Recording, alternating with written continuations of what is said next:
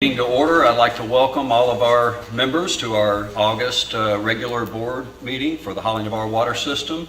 We'll begin our meeting with a prayer and pledge of allegiance. So please stand, and Director Kennedy, would you lead us in prayer? Dear Lord, we come before you and we ask that you open our minds and soften our hearts as we go through these times, both in our community and in our world. Well, it seems like everybody's mad about this, that, and the other, and it's only going to be through your love that we'll be able to get through this as a community and get through this together. We thank everyone in the armed forces, the medical field, and their families that support them, that all support us. In your name, we pray. Amen. Amen. Director Linnell, will you lead us in the pledge? Everyone face the flag, remove your hats if you have any, and join me.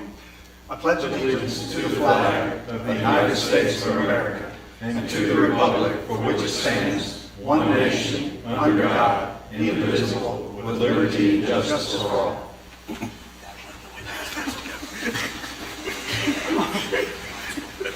All right, I'd like to announce that we do have a quorum. Audio and video recorders are in use. And we also have a stenographer here taking the transcript of the meeting. So I mention that because it's important that we only have one person speaking at a time. It makes it much easier on her to get the transcript right.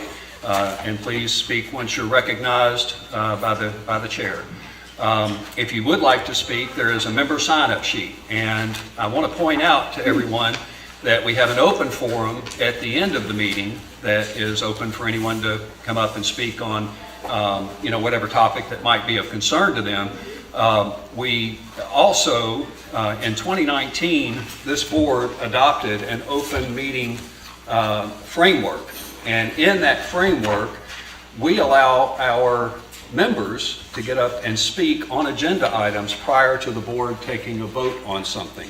So if it's an item that's up before the board for vote, we allow our members to speak. And the way that's handled, I'm going to read the open meeting framework because there's been some suggestion that we don't allow our members to speak, and members are allowed to speak at every meeting that we have. Board meetings are so the board can conduct necessary Holly Navarre Water System business. The ability for the board to discuss an item prior to voting on any action is paramount in making the board meeting run more efficiently. In order to get the business done, membership comments during the discussion phase will be limited to, after the board has discussed the item, 3 minutes, and the time may be adjusted by the chair at his or her discretion depending on the number of speakers and the current agenda item. A sign-up sheet for members wishing to speak may be used. The chair is responsible for keeping the speaker on the subject, and the member may speak only once to each agenda item. Once the member is finished, the board may further discuss the item prior to the vote. So that's the way we're going to handle this. If we have an agenda item that you would like to speak to, raise your hand, get recognized, make sure you're on the sign-up sheet that's back there so that we have a record of everyone that speaks. And we will recognize you prior to us taking a vote on an item. And keep your discussion limited to 3 minutes and on the subject of that particular agenda item when you speak. Is that okay with everyone? Can we talk about, after you're done with your voting on each agenda item, can we talk about something that's not on the agenda? At the open forum at the end of the meeting. At the end? Yeah, and would like you to sign up on the sign-up sheet if you plan to speak. Okay? So we're going to go ahead and get our meeting started. I would like to make a note that the reason I'm sitting here holding the gavel is Joe Campbell's father passed away unexpectedly, and so he had to travel out of town. Joe is our board president as well as our interim CEO.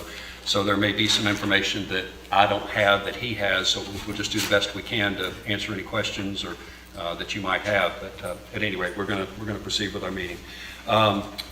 First up is approval of minutes and transcripts. Tonight we're up for approval are the June 29th, 2022 closed executive session meeting minutes, the July 19th regular meeting minutes and transcripts, and the August 3rd closed executive session meeting minutes. I'll entertain a motion to approve the minutes and transcripts as Mr. presented. President, I have some corrections for. Okay, can we get a motion and a second, and then we'll do the discussion? Motion. Go ahead. I'll second. No, you make the Or I'll motion. make a motion to I make, approve okay. as presented. Motion, do we have a second? Second. Don seconds, okay. Bill? Okay, in the direct board minutes, page 1, the attendees is wrong on the minutes. Director Lynchard had an emergency and couldn't be here, so he should not be on there. It is correct in the transcripts. In the new business line 2, it was incorrectly stated that I said that people shouldn't be paid if they didn't submit their expense report. It was correct again in the transcripts. I requested the CEO and the staff look at ensuring timely submission of expense reports. And in page 2, the member service paragraph, the motion passed, is just that it was passed. It should pass unanimously like the rest of the motions. So I recommend those corrections. What was the last one, I'm sorry? The member service paragraph, there was a motion there, and it just said motion passed, and it didn't have motion passed unanimously. Okay, all right, Which is all the motions are right. how we vote. So that's the 3 corrections I have. To those minutes, I don't have anything for the other minutes. Any other discussion on that?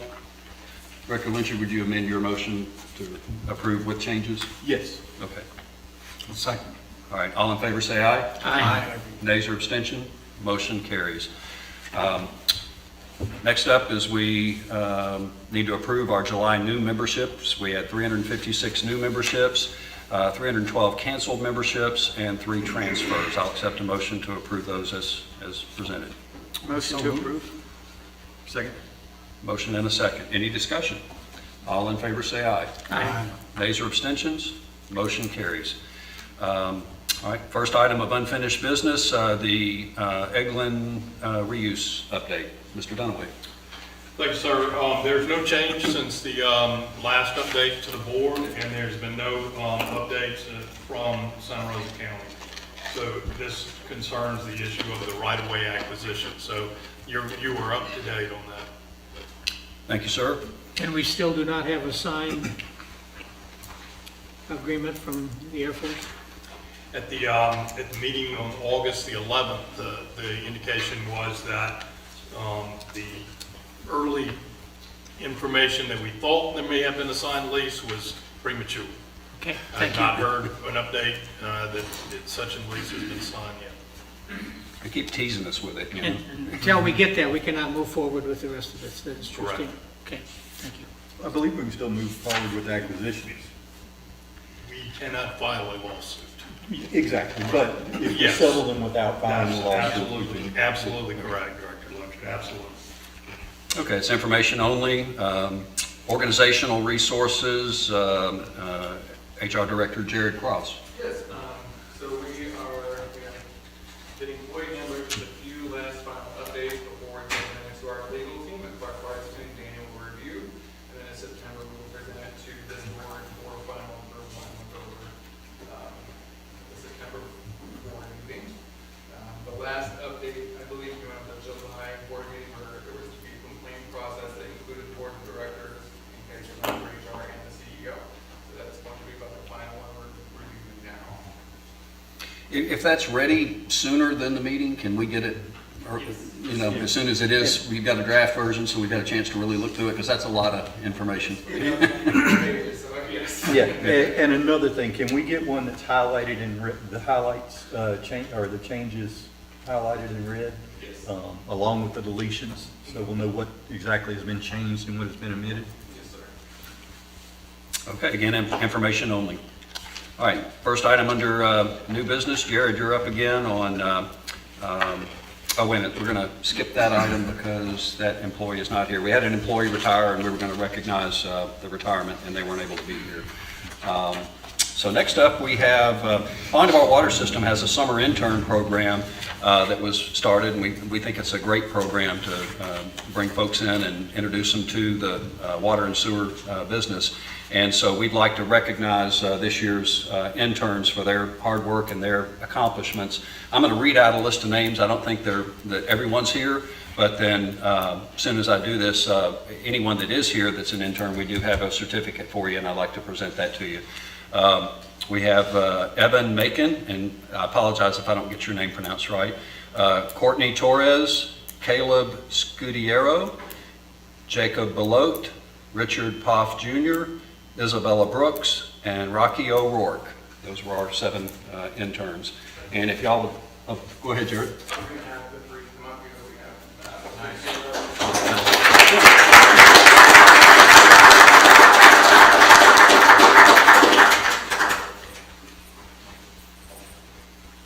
Isabella Burger.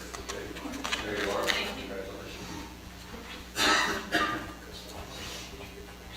This is for Courtney. Courtney, there you go. He was representing with Everybody was very excited about those. Almost there. And Mr. Studio. All right, wonderful. Congratulations.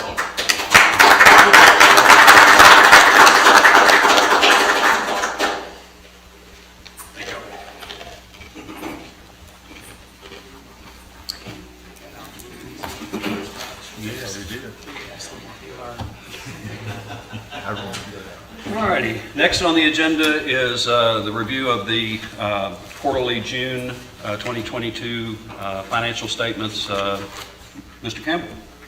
Thank you, Director Miller. The water board showed a $56,000, exactly $56,510.62 profit for June. The financial drivers for that were basically wages were down versus budget, about $31,000. We did put some quarterly admin fees for an actuarial study after the plan was frozen. We had some SCADA budget price increases, and to be frank, we're probably going to remain over budget against SCADA, something we couldn't foresee in the price changes of the additional hardware. We had a little bit of over about $3K in repairs and maintenance. It had to do with retrofitting some old doors at the renovation. Office expenses were up $2,000 and change. Company picnic, planning committee, room rental for the facilities. We did have some advertising expense for some magazine publications. We did reclassify an inventory that had been carried over from a pre-software that we had to migrate out of. It's about $15,000, but it puts us exactly even with where the general ledger is on the current systems we roll into the new implementation for the ERP. And we added some transfer pumps to allow us to buy bulk fuel, hopefully save money on fuel prices rather than trying to bring retail constantly every time a truck needs to be refilled. Other than that, it was a fairly common month, at least for the financials. If there are any questions, I can be happy to answer them. Any questions from the board? I do. How many expenses were paid by hauling of our water system for the club at Hidden Creek that are reflected in the financial statements? How many expenses? Yeah. The In other words, spray what categories? field- What categories? Yeah. Spray field operations. This is a spray field. Oh, I understand that, but we've got it booked in real estate taxes and electricity on hauling of our water systems books. And we don't have it booked under anything on the club at Hidden Creek. Water owns this property and this facility, and as a renter. No, you don't pay hauling of our taxes. water system does not own this property. Hauling of our water system owns the limited liability company that owns this property. No, it's not true. So that's tantamount to saying that. No, go ahead. Now, wait, Director Richard, you asked a question. and I'll I did. Go ahead and answer it. Okay. If you're a renter or a leasee of any private property that another corporation owns, you do not pay taxes on that property. The hard asset is owned by Holland of our water system. And I'm sure if we look at the county records, we'll find that the taxes are owed by the overreaching holding company. And it does roll up to us, and it's 100% owned, and there's an operating agreement here where I think we, in my estimation, since October, and I might add that when you were CEO here, the taxes were paid by Holland of our through Absolutely a- not. Absolutely they were. They No, were they were paid not. through a subsidy you gave here at $25,000 a month. So what is the difference between paying $25,000 a month or paying the taxes on the facility and the asset that we own? One of them's the correct way of doing it, and one of them's not. I take exception to that. Go ahead. So They're wrong. if I may make a statement here. No, it was not. As a matter of fact, you can go to the county records and see where it was paid by the club at Hidden Creek. They don't have any money. But this board, hold on for Where would just, this club have paid for the money when they don't have capital?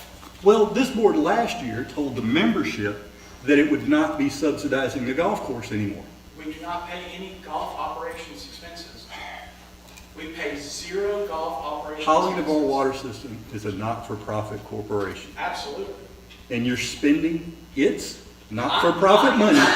Board. Oh, I'm not either, because I've been arguing this point since I saw It it. seems to me, Director Lynch, you should turn and speak to the gentleman at that table about this, not me. Exactly, and I do Okay. take exceptions because I feel that you're actually taking it out on Mr. Campbell. I've been told by Mr. Campbell multiple times in board meetings that he is correct, Well- and that is not correct. And you are a director. If you don't like it, then you bring it before the board, and the board will decide one way or the other, and not to take it out on Mr. Campbell. So there's some stuff that maybe we could wind up truing up or Okay. doing whatever, but Okay, the let me- board has not heard, or you have not brought anything forward to the Okay. board to be able to discuss this. And Yes, I I point out have. that these financials have been out for over a week, and I did not receive a single request from you. That is Director correct, Fisher, because I've been to told the same quantify thing. or quantify. You came to this meeting specifically to sideswipe. No, I did not. I did not. No, I did not. Exception to that. Mr. Director Lynchard, why don't we make this a discussion of the board and... That will be good. I've got and one question for Mr. You are Dunaway. correct, you are correct. The property is titled as the Club at Hidden Creek LLC. Yes, On the it tax is. records, I just looked it up. 100%. The Again- title is Club at Hidden Creek LLC of the land. That's right. Mr. Chair. Director Lynchard, if you have a problem with how the financials are done in this sense, you have yet to provide to the board, not to them, to this board, something that you would like to see changed. I've asked that the expenses be paid for out of the club at Hidden Creek. Since it is a for-profit business, it needs to pay its own expenses. And is this something where we would want, we've had this We've argument. had this discussion We've at had the this private- argument for 4 years. No, we What have is, not. what is a spray field cost and what is a golf course cost, right? We've talked about this. And we've been back and forth for 4 years. What advice did we get from our attorney at the last executive meeting we had? Well, you're talking about in terms of what is, In terms What of how we check are comes where? supposed, yes, in Yeah. terms of how we're supposed to do it. What did the attorney tell us? I don't remember. He told us that Howling of our water system was not supposed to write checks to pay the club at Hidden Creek's bills. It could give it money, it could loan it money, but it couldn't write the checks. So what is your proposal to this board that a board would discuss, That not we to, will not to quit- go with, not to that go with we the quit- finance department? Okay, that we quit writing checks out of Howling of our water system to pay the club at Hidden Creek's bills directly. And I would take that one step further then. We've all agreed that there's a dichotomy here. Mm-hmm. It's a golf course and there's a spray field. We, Hauling of our water system, look at it as a spray field, period, right? Mm-hmm. And as a spray field, those should be our costs. That's right, and if we want to write them a check to cover some of those costs, that's fine, and then they can pay their bills. So what about the whole idea, again, just like Fairpoint? We come up with so that we don't have this argument back and forth and so that you're not taking it out on our finance director, what we are responsible for. Like for me, if it's a spray field, if we're having to run pumps, we are responsible. We have never paid it before. So anyway, I'm just I saying, don't if know you that would be any interested golf in that. course in the country does it that way. Well, the problem is we keep getting in this argument. This is the same argument we continue to have, But and it we was- have yet to improve. We have on not the had this argument. This argument came from January 1 of this year, when our budget was blown, when we went in excess of our purchasing policy, and we paid the club at Hidden Creek's real estate bills in the amount of about $32,000. That was in January. Okay, Okay, we've also started paying the electricity bills, which is evident from the financial statements. I asked the question is, what else is being paid that we don't know about? and again, the whole point is we just keep arguing the same thing. So why don't we put together an agreement like we do with Fairpoint on what is actually paid? And what does a spray field cost and what does a golf course cost? We did that years ago. No, in terms of actual, with Fairpoint, we know exactly how much we pay for staff, we know exactly how much we pay for a truck, we know exactly how much we pay for, if the electricity is ours, if the grass is theirs. Here's my only issue. If we're gonna tell everybody that we're not subsidizing the golf course, then let's not subsidize the golf course. If we're gonna subsidize the golf course, let's do it the right way. I couldn't agree more, so it sounds like we need to get together and come up with something. Yeah, I don't think we're going to decide anything tonight. I think, I appreciate Director Lynchard, bringing those issues before the board, and I think that's going to be something that the Finance Committee needs to get in the weeds on, and I would like Director Lynchard to be part of that. I would like to. Discussion so that, we can make sure we're doing things right accounting-wise. The benefit to what Director Lynchard is proposing, the golf course is a for-profit entity. And so, and the Holly Navarre water system is a not-for-profit entity. So, just for taxation purposes, we would want the golf course to show as little profit as possible because you're going to pay income tax on that. So, I think it is a discussion we need to, have further. Most definitely. Okay, any other discussion on the financials? Yes, I've got quite a few things. Okay. I would like to make a motion that we include the check registers in our monthly packages, just like we have for years prior to this one. And may I ask? Do we have a second? I'll second it for discussion. Okay, we have a motion and a second? What's the purpose? The purpose is to be able to do oversight for this organization. I have to dig to find these items here. It'd be nice to have the check register like we used to, and then you can kind of go through and pick out the things that don't appear to be correct. Right now, we're just looking at, raw numbers on So you're saying that not all the checks are signed by at least two people that have been authorized this board to sign checks. So you're saying you don't trust us to do our legwork to make sure that those are valid? No, I think what he's saying is I'd like to see a copy of it When I was signing too. the checks, we had check registers. One person at a time. I'm just asked a question. Yeah, So that's you don't trust those of us that signing checks? That has absolutely nothing to do with it. I believe that the people elected us to provide oversight to this organization. We are And not just to providing oversight. believe everything that we're told. We have oversight with the at least two people sign everything, and it's reviewed before we sign it by the finance director. But I think the board as a whole, we used to get the check registers, and that tells you what is actually money being spent on. Who is this check to? It's not the the full check. It's just a list of what checks were written and to what companies and to what people. And I think board members should be entitled to that information, if they want it. Yes. Well, right now we have a motion. We have a motion and a second. Any other discussion? All in favor say aye. Aye. All opposed? Anybody else? Nay. Okay, motion fails. Okay. The public has a comment. Public has a comment? Okay. Ms. Reynolds? Have you signed in on the sheet? Okay. Carmen Reynolds, 9621 Sunnybrook Drive, a member here. For the record, I just want to state that our Board of County Commissioners has the Clerk of Court staff prepare the check register, and it is available every time they have a meeting. So this is nothing out of the ordinary. The Clerk of Court doesn't question whether his staff is believed or is efficient. It's just a matter of the way things are, and in light of what has happened over the last few weeks, I would encourage the board in the future, if you revisit this, that would be a very prudent thing to do. Thank you. Thank you, Ms. Reynolds. I'm signed in. Okay.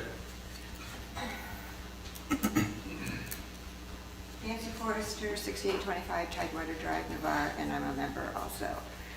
by all of you except one person voting no, that only perpetuates the idea that you have something to hide. Two votes. Let's make it I'm a yes. public. What? I voted to get the check registered. Oh, you did? So I'm there was sorry, I two. didn't see that. And, Okay. and I did not vote because I would be the tiebreaker, but the motion failed. I am, I didn't vote. just wanted on record that I disagree with that. I think that's a horrible Did you vote yes or no? position, and if you want the people to trust you, have everything out in Oakland. And we need to take the vote again, because there's five board members here, so you couldn't be a tiebreaker. And it was 3-2. If he voted, it'd be 3-3. And it would still fail. It'd still fail. But Mark, you do get a vote. You are a board member, just so you know. So just because you're or the acting chair, again, I would look to our legal, you get a vote. You should not have a vote. You're a director, so. Okay. I'd like to say something. Either way, the motion Sign in failed. too. My name's Dave Crumbly, 6817 Tidewater Drive. You guys will want to change the perception of the water board, right? You just had 2 years where you had a con man running this organization. And it seems to me that you want to put everything out in the open. You'd want everybody to know that everything's crystal clear, transparent. There's no hiding anything. Why would you vote not to have this?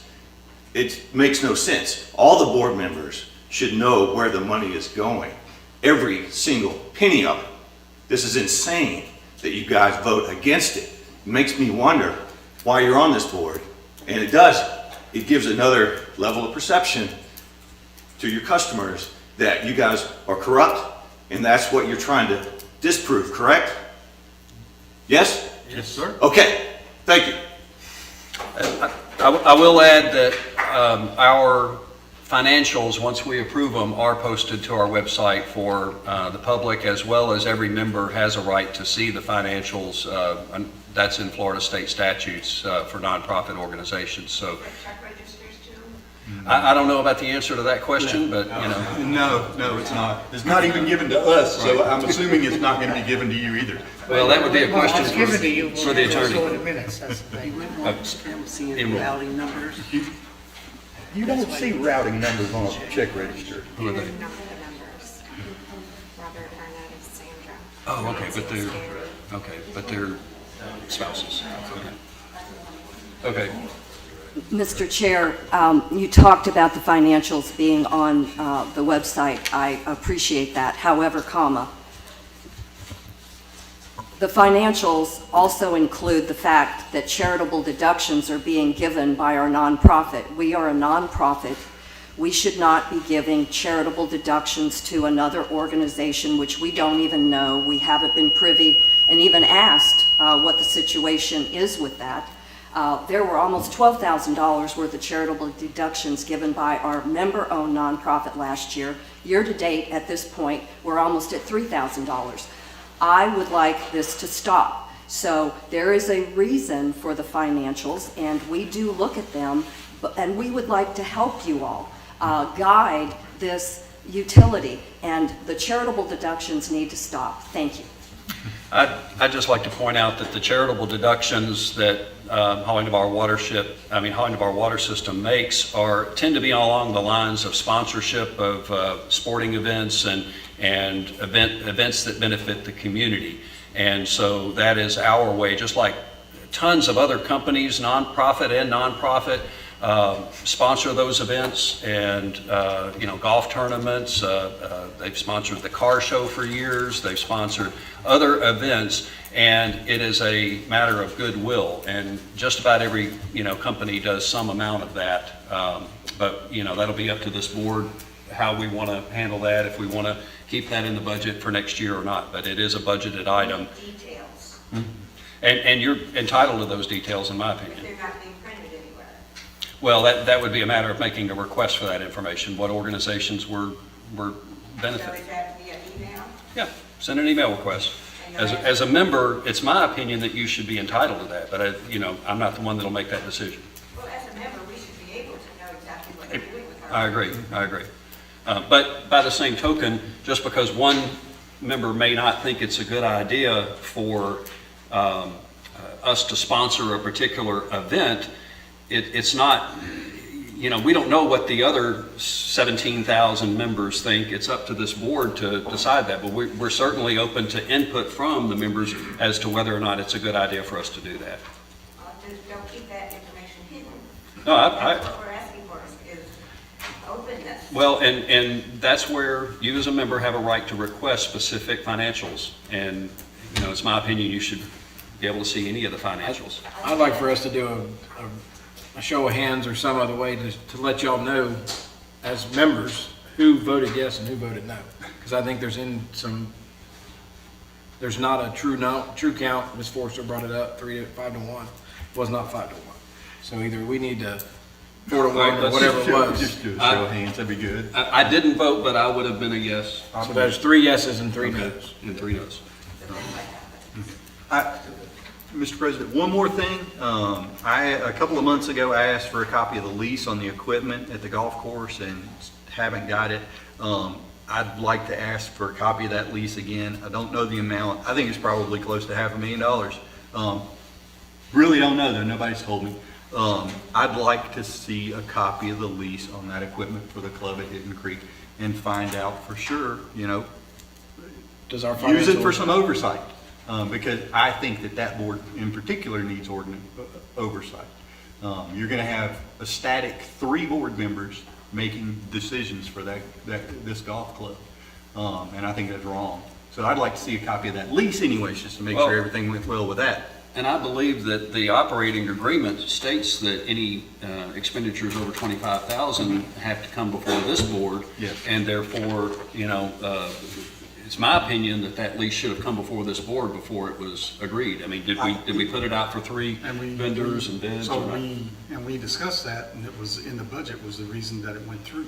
So if you want us to budget for everything, we'll have to do that with the water system too. Every time we have something budgeted, before they go to purchase it, they'll need to bring it before this board.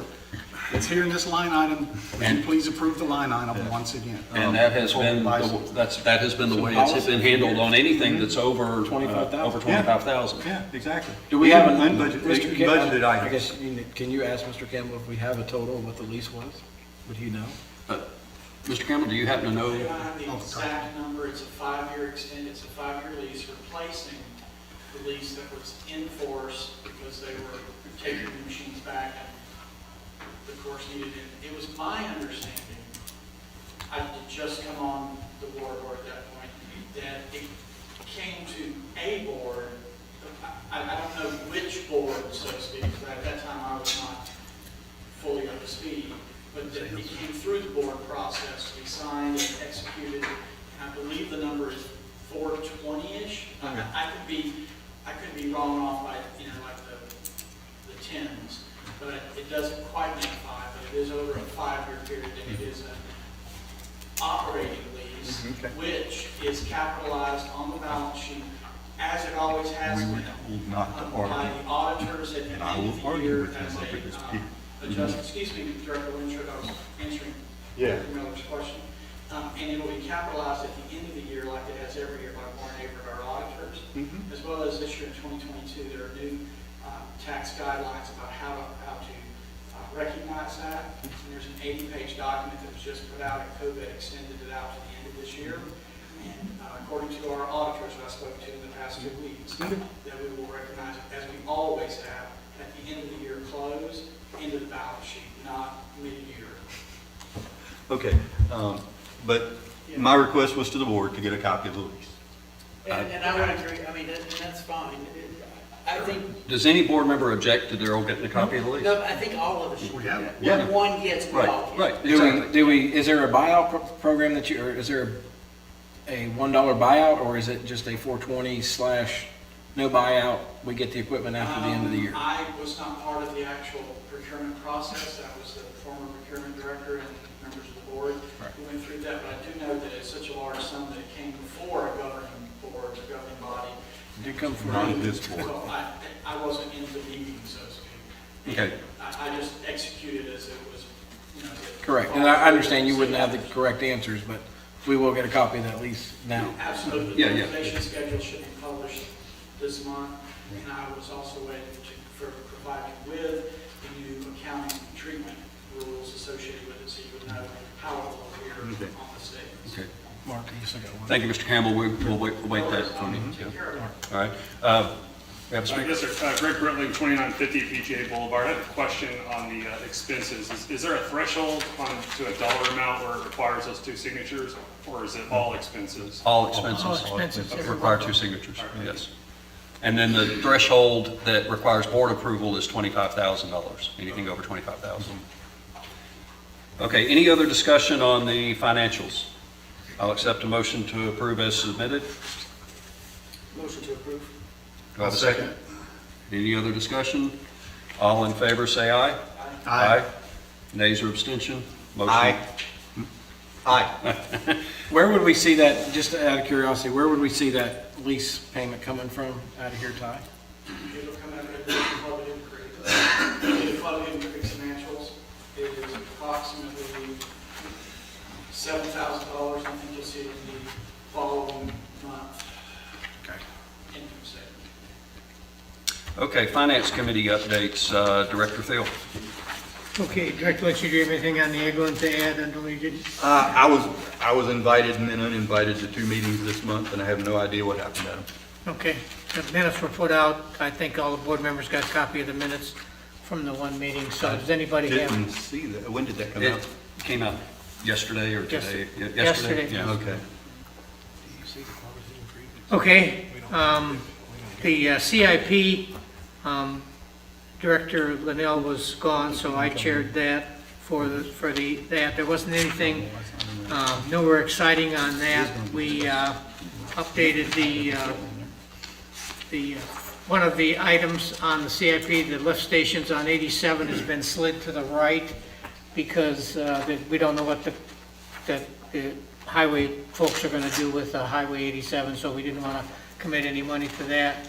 And we moved the lift station and the water main on 3 for supporting the FRU on 399 to the left. So it's about a little wash there for money. So, and we're about running even on where we were supposed to be spending our money on for 2022 there. So there wasn't anything significant there. Both of those items I talked about are in the 10-year CIP, and they just moved to where we're going to spend the money on. There wasn't any change in the money. Other than that, there was nothing significant to report. On that, we did decide that since very little happens at those meetings, we're going to start holding them bi-monthly.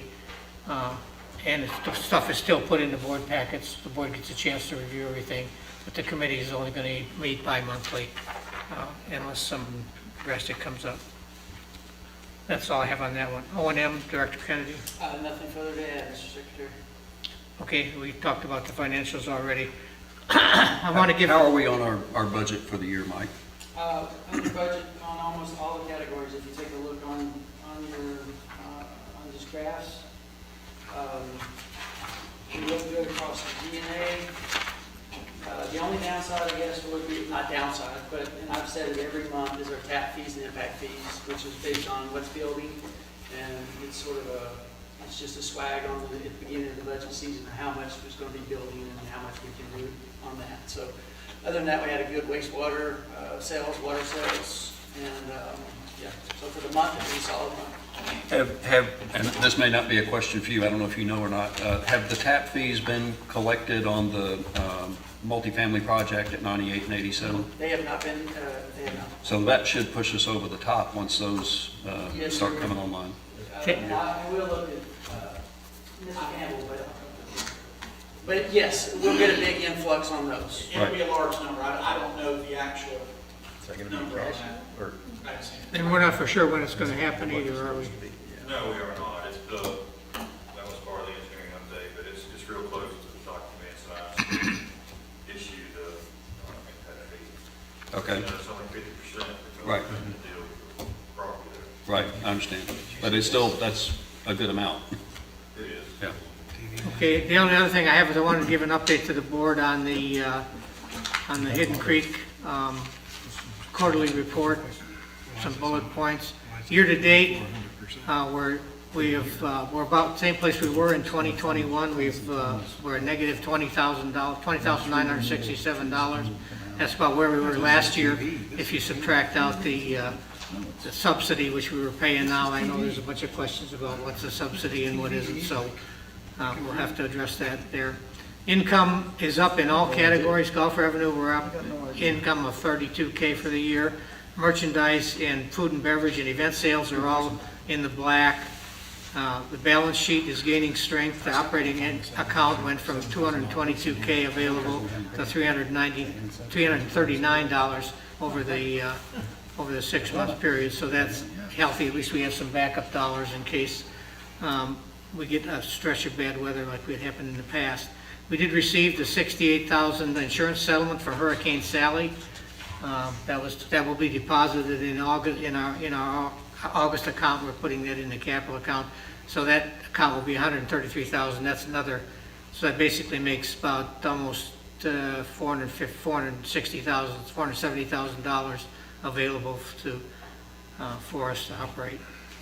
The reason for the loss over the 6 months, it was our expenses were way more than budgeted. The budget process, unfortunately, the folks that designed the budget, the director of golf at that time has resigned in February, so he's the one that made the budget up, and along with the our old finance lady, who is also gone. So we're living with that budget. What we have done as a board, we asked them to draw up a new budget. Not that we're going to throw the old one out, because you keep it, and we're just going to not perform against it. But the new budget shows taking where we are right now and going to the end of the year, that we'll basically end up breaking even. Okay. Assuming those costs.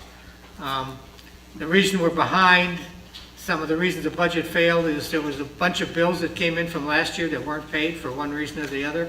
There were some contracts that we had to cancel that were unnecessary, that had been let over both in 20 and 21 that should probably not have been let. Personal turnover was higher than we would like. That appears to have stabilized. We had a slight increase in paid staff. That was due to the fact that for insurance purposes, we used to have marshals and starters were comped golf, and that's what they worked for. That's illegal because you can't cover them under your insurance policy. So an insurance agent pointed out we pay them now the minimum wage, and we have put them on the payroll. Additionally, the membership dues in June were waived for the members because last year we had basically 45 days of rain closure for the course. So we added, instead of giving the money back last year, we added a year onto their contracts this year. So that took there. What we're doing to try to increase revenue is we had a membership drive in April and June. We got 16 new annual members, which is a substantial amount of change. Probably in the neighborhood of 50 or 60K coming in over the next year. The advertising, we advertise weekly in the Santa Rosa News, in the Santa Rosa Visitor Center. We put brochures in hotels, rental condos, in the golf shops in Destin and Pensacola. We started a 9-hole tournaments Wednesday evening where we give some prizes out, and first we just started that this week. It probably should have been started earlier because you can start it as soon as you can get 9 holes in, between starting at 5 o'clock and still have the daylight to get it in. We also initiated bi-weekly mails to members and guests who we have their email address and how things are going, and we're preparing packages to try to increase our snowbird play when that happens. That'll start in November and December. Steps were taken to curtail expenses. We're not filling we had a golf ops manager resign recently. We're not filling that. We've assigned the duties to other people to try to live with a smaller footprint as folks. Our card attendant hours, in order to provide the customer service that we thought a golf course of our caliber should provide, we probably overdid it a little bit. Now we had 2 per shift on. School is going to take care of that because most of them are school kids. So during the week, it's certainly not necessary. So we're going to look at cutting back that. We're also looking at cutting back the starter and the marshal hours that we pay for on days when they're not that busy. That's just basically during the week and afternoons and stuff. We also found out over the last couple of months, when we've had a large influx of charges being put on credit card, somebody would buy a year's membership and put the whole amount on the credit card, that we were paying an exorbitant amount of credit card fees. So rather than, we just adjusted the fees in July, we thought it would probably be not appropriate to jack them up again this soon, but we're going to incorporate that into our budget for next year. And then when we next increase in the fees, we're only going to give discounts for people who pay by cash or check. Can I make a suggestion? Sure. As far as the state of Florida, it now allows for a credit card fee to be adjusted on all credit card payments. Up to, I believe it's up to 4% if I'm correct. So you can apply that towards anybody who's using the credit card to purchase. I believe we already do that at the water systems, don't we? Yes, we do. So shouldn't we start that immediately at the golf course? We'll talk about it again. We just raised the rates and we didn't want to turn away. Yeah, but you give them an opportunity to either pay cash or check or use a credit card. All right. And everybody's doing it now. Okay. All right. And that's all I have, subject to questions or comments. I appreciate that detailed update on the golf course. That's the most detailed update I think we've gotten in over a year. I agree with James's position. I understand that the managers at the golf course decided that they didn't need to do that because they had just recently raised rates, but shouldn't that be a decision made by the entire board of directors? On what grounds? On what grounds? Is that it affects our members. I mean, it affects everybody. It affects the water system. So it affects the bottom line of the golf course.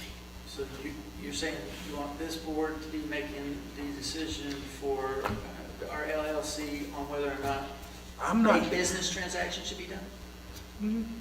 I think what he's saying. Yes, actually, I am. Yeah, because I think there is a real conflict of interest on the people that are the managers at the club at Hidden Creek. Okay. I was just Yeah. asking. I believe that, I'm all I for- believe I the think we people should- that are managing the club, that are the managers at the club at Hidden Creek have a vested personal and financial interest in its operation. And I think that's a conflict of interest. I don't agree with that statement. We have no financial interest whatsoever. Do you own a house on the golf course? So does everybody else around here own a golf course? I don't. Well, at the end of the day, if you own a house a on the member golf or course, a that does- board member's using a credit card to play golf, that board member's not getting charged a 3% fee, so why would he want to vote for it? I mean, I don't play golf. So, I mean, I go to a store, heck, you go to Crystal's, you go to any place right now, they are all charging anywhere from 3 to 3.5%. Period. So if we're looking at, as a board, all 6 of us that are here, because Joe's not here, and we're sitting here going, well, we're not going to charge a member, then why do you guys, as our members for the water systems, want to pay the 3% that we're charging you? Explain that to me. We're charging you, but we're not going to charge the people who are the golf people that are not members of this company that's paying the bills. I think having some consistency in the policy would. I mean, so we charge people that come from out of town. We don't charge them, but we're going to charge our members that 3% credit card fee. Makes a whole lot of dumbass sense to me. Well, we got a 3-member board that manages the golf course, three directors, and right now we have a vacant position on that. I would just like to say my input would be, I think we need a course manager that's their job is to run the golf course, the clubhouse, the operations center, and that person should be the one of the 3 people that are the managing directors of the board. I still think we need 2 of our directors on that board, but rather than that person being the CEO, I think it should be a golf course manager, that that's their full-time job is to run this facility. Who's Mr. Campbell? So I just want to clarify something, because Amber's not here for customer service. The fee that is charged by the water board is if you go through the portal and use a credit card, you get charged a flat service charge. You don't get charged a percentage of. Okay. But if you come in and pay, you write a check and pay, you get a direct debit and pay, you don't get charged that fee. Correct. However, you're correct that there is a service fee, but it's not a percent of the transaction. It's just like Emerald, I think it's 350. Okay, so let's do this. Here's your perfect example of what you just said to me. I got a $20 bill. My bill's $20. I'm charged $350. What's the percentage? Do you need help with that? I don't think I need help with that. So I can tell you this, $20 versus $350. Let me pay my bill of $23.50 and only be $20. It doesn't matter. It's what it is. If it's $20 and you're being charged $350, how much is that? You're a financial guy. Tell me. Okay, so what? Let me think about that a minute. Well, my point was I was just clarifying that it was actually being done, that everybody got charged. Right, thank you for clarifying that. It's $3 even. $3, $5, 10, 12, it don't matter. It's still a fee. Right. You're still paying it. But Well, we're not let's- charging the golf course. Let's move on. I think we, Let me ask the question of our legal, Will. If the board, can the board make, the board can make a motion to override the board, the operating agreement and institute this charge? Can they do that? This board? Yeah, Yes, this board can do it. okay. Well, before we do that, I mean, I'm in favor, I believe that if, and we saw this, it was like $60,000 at the water system and credit card charges, right? So we've then pushed that back so that our members aren't paying for someone else's credit card. I agree that, we shouldn't be paying for credit card charges, but I'm just saying, if you're gonna go that route, come back to us with what you're going to save, so then we can do a motion, and we'll have more data and say, yep, let's do it, and this is how much we can save. It's a simple mathematical question, Mike. It's easy math, okay? If I'm going to spend $60,000 a year as a golf course facility to pay credit card fees, and I can charge the member no, it's not that much for the golf course. I was using $9,800 through this half of the year. Yeah. through this half of the year. It's crazy. And it depends upon volume, right? How much is done as velocity of golf goes down, and of course those transactions will go down. But and let me make sure I'm clear, I need to support either way. However, as a finance guy, I agree that we are absorbing fees that we don't necessarily have to. All right, so let me ask this question. Our annual credit card fees are only $9,000? No, after the year. Today, Okay. about nine. About 20. For the golf course. So on average, it's how much? Roughly, 20?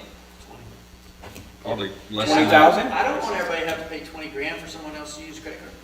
My point is, if we're saving 20,000, then our members get to take that 20 and spend it somewhere else. So that's a $40,000 savings to our members. Am I wrong on the math, guys? I mean, I'm not following you, James. because it's simple. Because he didn't spend the 20,000, he can take the 20 and spend it somewhere else. I can spend somewhere else in the golf course. But it's still, I'm not, however you want to put it, Bill, it doesn't matter to me. Yeah, I think this board can give direction to the, Sure. the managing directors of the golf course, so would someone like to make a motion For, regarding the credit card fees? I'd like to make a motion that we pass a thing, whatever the legal fee is we can charge, then we need to charge it, as a board. Okay, and A I'll second. a percentage or It would be a percentage. You percentage. can't charge $3.50 on an 8,000, what's an average membership here? I have no idea. Anybody can tell me? It's 5. 5,000. So we're gonna charge $3.50 on 5,000, we might as well not even charge it. Charge the 3% and be done with it. It's standard practice. It is, it's everywhere. Standard practice. Okay, My American Express card gives me 5%. How many times do you think I wanna use it? Every single time. What was the motion? yeah, Mr. Dabney, what was the motion? To make it a percentage, What percentage? either 3 or 3.5, whatever the board feels fit. Can I change it? I would like to make a motion that the club at Hidden Creek charge a fee not less than the percentage of its credit card fees. In other words, if American Express charges 5%, You can't do it. You gotta have a fixed number because You gotta have American a fixed Express is number, for, if they come in with a debit card, it could be, if it's an actual debit card, the Durbin law allows it to be it's a half a percent. You have to have a set fee because every rewards card, when I get a statement of credit cards, it's this freaking long. There's 42,000 different credit cards. So 3%, 2.65 is the national average across the board. 3% covers everything. okay. Can I ask a Can I, question? can I? Your motions, well, Did we get a second on that? We don't have a we motion. didn't even have We a don't have second one. on his. That's right, I would like to make one. So, where are we at? Because I would have a question. Oh, I would like to make a motion that 3%. that the golf course committee provide us with a spreadsheet showing their average credit card service charges, and present it to us prior to the next meeting. I will second that. Excellent. Okay. Any discussion on So that? discuss at the next And if you meeting. need me to figure it out for you, I can do it. It's pretty You simple. said prior to, I. It's the fee charged You want to divided by go the to amount action that was without- paid. It's right in. So we have a motion and a second? We have a motion and a It's second. right there on the financials now? Yes. Oh, okay, then yes, we do. And I don't see it. to clarify, that means we're not going to make a decision on it tonight. We're just going to get the information and do it at the next Discuss it at the meeting. next meeting. Ty, can you just clarify what you said to me? The merchant fees. Okay. We're talking about merchant fees, Correct. So the terminology is merchant fees. Correct. And there's payment services fees that you get are assessed by credit card holders or debit providers. Correct. whatever. Range anywhere between 3 to 7%, but you're right, there's a law, every state has a different threshold that you can charge. If you look in the Club of Hidden Creek's income statement, every month it shows you the total of merchant card service fees we pay for those transactions. So it's in the financials every month. Now, it isn't broken down like range laws and, but the merchant card fees are in the income statement. All right, and we do understand, as a board, y'all understand this. We, as a board, can't charge it. Them, as the club at Hidden Creek, cannot charge it.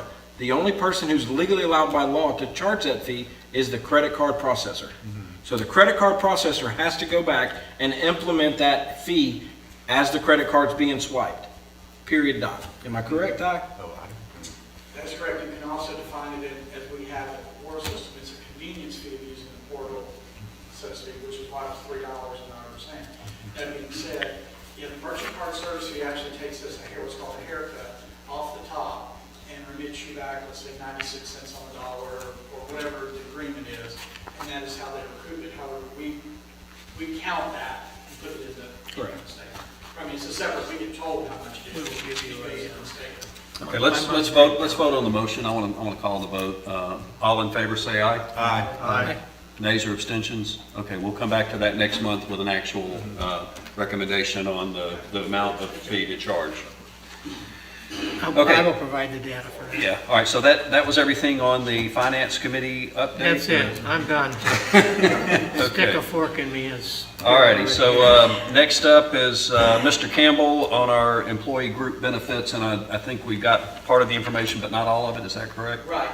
As in all these impactful financial drivers, I've always been seeking out competitive bids, alternative providers. However, in the employee benefits space, they all kind of fish from the same pond, as United Healthcare, Florida Blue, so forth and so on. We did engage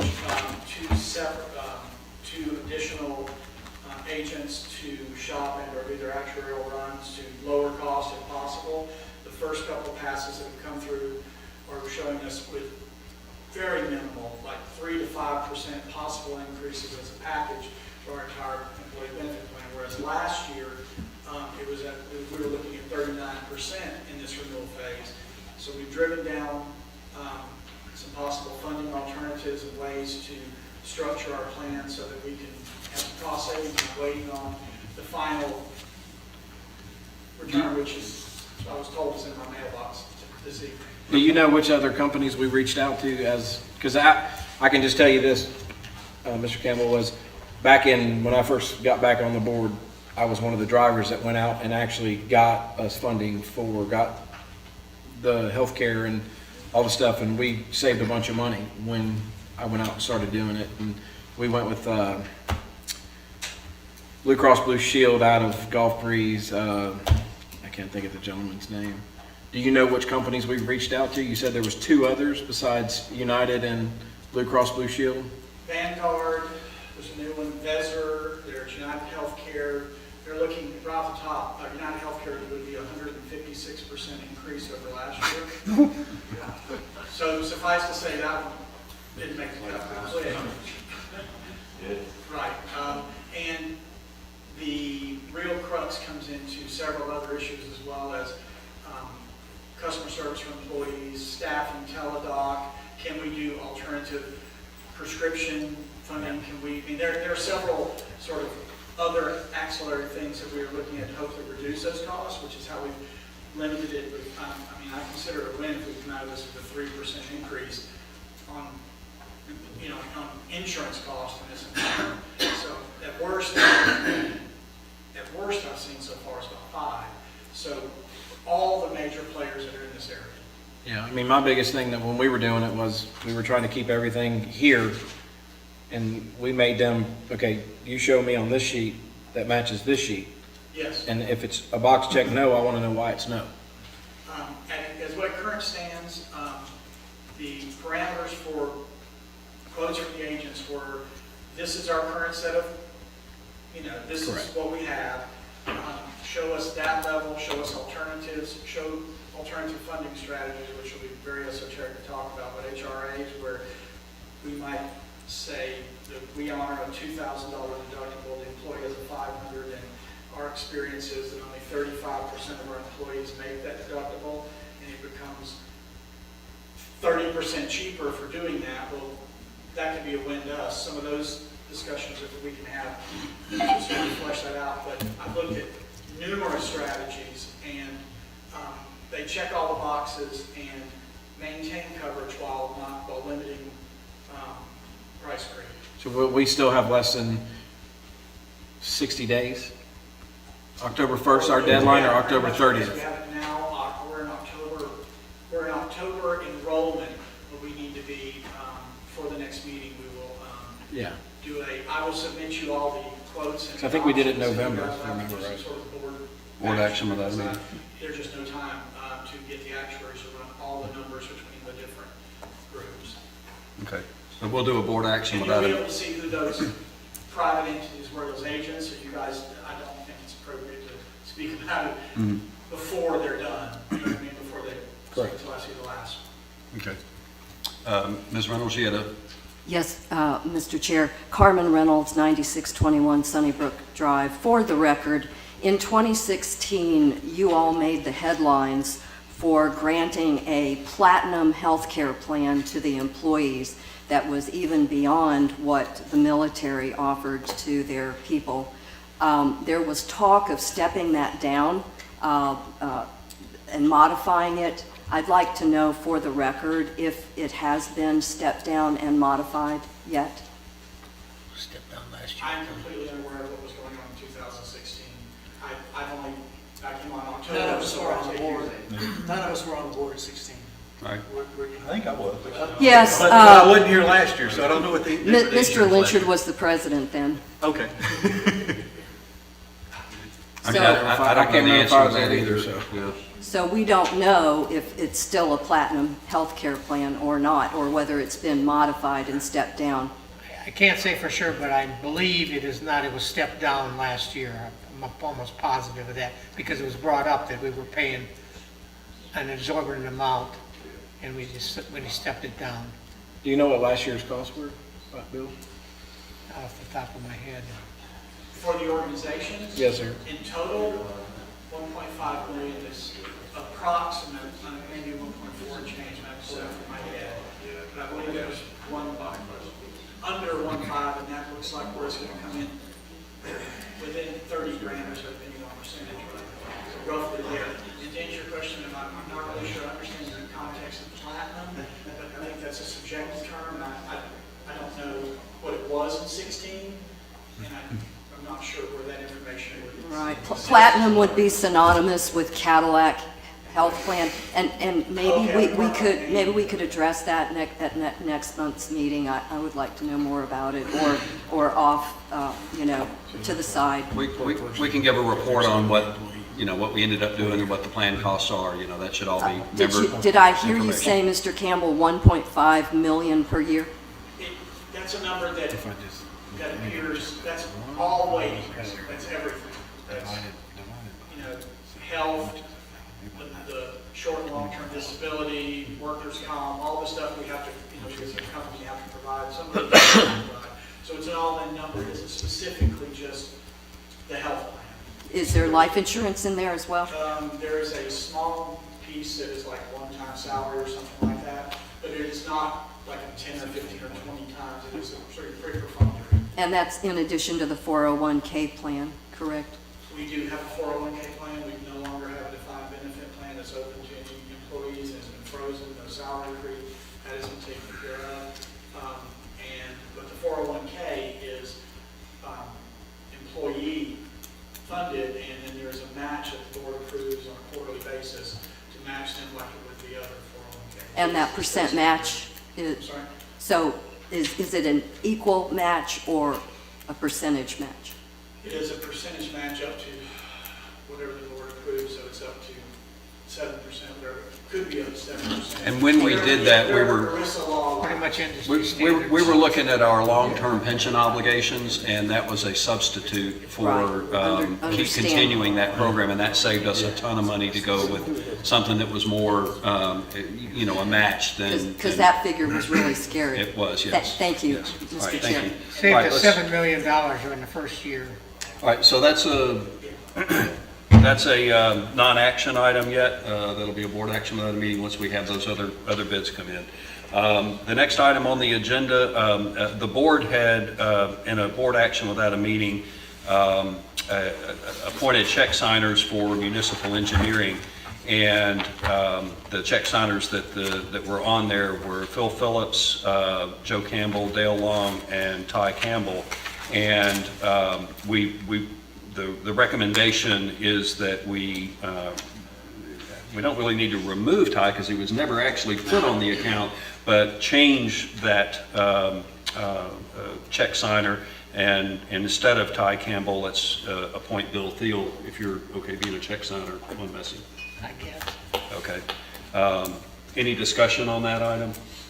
If not, I'll accept a motion to replace Ty Campbell on the Messi check signers with Bill Thiel. So moved. Second. Any other discussion? All in favor, say aye. Aye. Nays or abstentions? I'll abstain. Abstain, motion carries. Okay, next up, we have a need of replacing our CEO, and we've got to discuss the process to do that. And so we're going to open that up for discussion on, what our process to hire another CEO is going to be.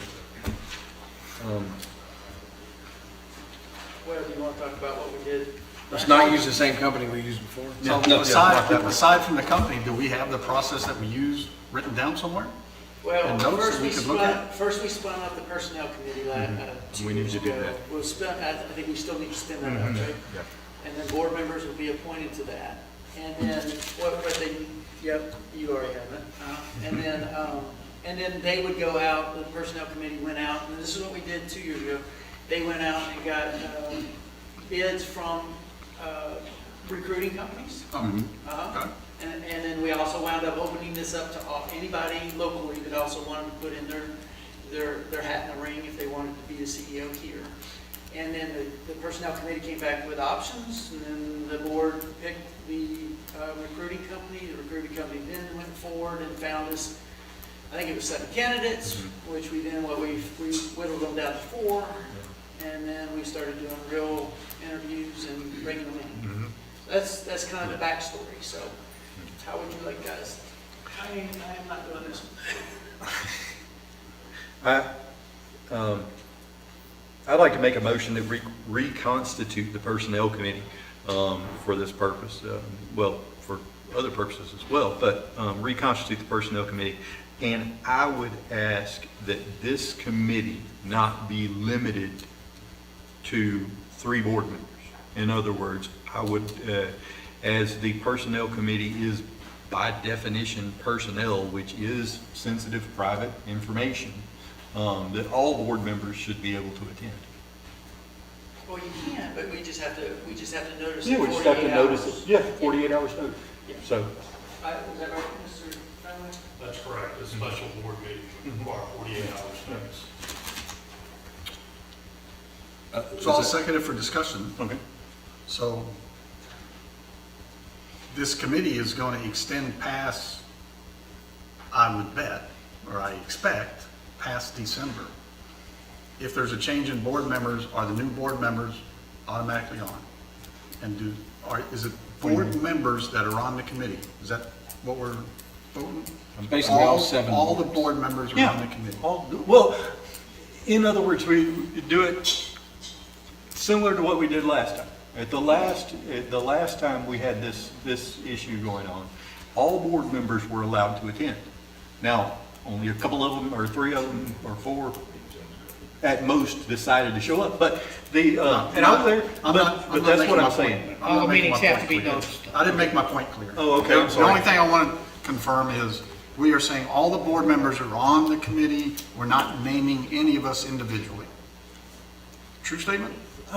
True statement, but I do believe we probably need a head of that committee, just so we'll have some direction. Yeah, we definitely need a committee chair. Yeah, committee chair. And to your point, if a member, rolls off the board in January, then, the new elected board member would become, member of that committee. Okay. Any other discussion on that? Well, again, and I'm perfectly fine with that. I just, again, having every board member on there, which is absolutely every one of the rights, it'll just slow down the process a little bit more with having to schedule every one of, trying to herd every one of us 7s like cats. So that's one. And the other one is you will always have to post a 48-hour notice to have the vote meeting, which is okay too. I'm And just you'll have pointing to that have a out. quorum to take action, which is Yeah, okay I'm too. good with it. I'm good with it. I'm just pointing that out for this board to realize, it took us 10 months to go through all this. I'm hoping it doesn't take 10 months this time. It'll probably. Hope's not much of a method. I know. Well, at any rate, so board discussion is over? Yep. Okay. Ms. Reynolds? Yes, Carmen Reynolds, 9621 Sunnybrook Drive. The headhunter services where you expended our money to locate and hire Mr. Peavy were not worth a damn. Request you be more respectful of our money and our opinions and not use another worthless headhunter recruiting service, period. Instead, exhaust all avenues to find a suitable individual, and we can help you with this. And do an extensive background check to look at past criminal history, to include fingerprints and validation by official university transcripts of all claimed academic credentials. A little of this could have gone a long, long way, especially with the fraternization that blinded some of you board members. How many of the board members here tonight were involved in the hiring decision? Please raise your hands. Let the record reflect Director Kennedy, Director Lynchard. Now, you're saying, Miller. let's be clear on that, as far as who was on the board at the time he was hired. The 4 of us. Yep. And did that include you, Director Dabney? Okay. Because of the headhunters' lack of in-depth vetting that was totally ineffective, regardless of the warranty they're telling you about, I've researched and found that there could be an action that this board could pursue based on egregious lack of oversight called errors and omissions of the recruiter headhunter. I would really impel you all to look at that avenue to recover some expended funds of this water system. Thank you. Please state your name and address. Yep, Dave Finley, 6817 Tidewater Drive. I just want to know the name of the company that you use. RSI or RLI or something like that? RSI? Yeah. Recruitment. Services Recruitment. International? I think so. The best way, by the way, would be you can send it, because we're just now having to pull back from 2-year memory. Okay. I would say send us Send an an email, email? yes, sir, so that we're not giving you bad information. All right, no problem. Thank you so much. Yes, sir. Okay, any other discussion from the board on the motion to reform the Personnel Committee? All in favor say aye. Aye. Aye. Raise your abstention. Motion carries. Okay. Do we want to go ahead and name a chair, or do we want to do that later? Why don't we, at the committee meeting, appoint the chair, because Joe's not here, and I'd rather, have a full board of any of those interested in being on that committee. appoint Properly their own notice chair. committee meeting and. Right. Okay. All righty, we've down to our engineering report, and unfortunately, our head engineer, Phil Phillips, also had a death in the family. He's not able to be here. Clinton, are you handling that for us? Yeah, I'll give a brief report. Okay. It's Phil here. I would like to mention that Phil's father-in-law was Bob Jones, and Bob Jones was instrumental in getting funding for a lot of the utilities in Northwest Florida, even on our water system. He was a person that worked through Farmers Home Loan and rural development, so actually worked with my father to help get funding for our water system. Yes. I'd like to ask if everybody would just keep, Phil and Joe and their family in your prayers. That losing a family member is never any fun. Especially both. Boulevard lease, we're getting close to that. The attorneys reviewed it and are happy with it. We're happy with it, so hopefully we'll get it signed, sealed, and delivered here quickly. The booster pump station design is proceeding, and we'll be applying for permits probably in the next 3 or 4 weeks. I&I, we're still aggressively pursuing I&I. We have, as Chris will attest to it, that we have made some good strides in fixing I&I. The easement clearing, which is part of this I&I program in the Woodlawn area, is rolling along. It's been a little bit slower than what we anticipated, but we've had so much rain, it's hard for the contractor to get back in there with heavy equipment to do the work that he needs to be doing. But hopefully he will meet his mark of being completed by the end of September. It appears that he's on track to do that with me. I'll just briefly touch on the Eggland. Of course, we can't do anything until we actually get the signed lease, but the design for the rib portion itself is nearly completed. So as soon as we get that, we can be going out to bid for the rib portion itself pretty quickly. Other than that, that's I have a comment.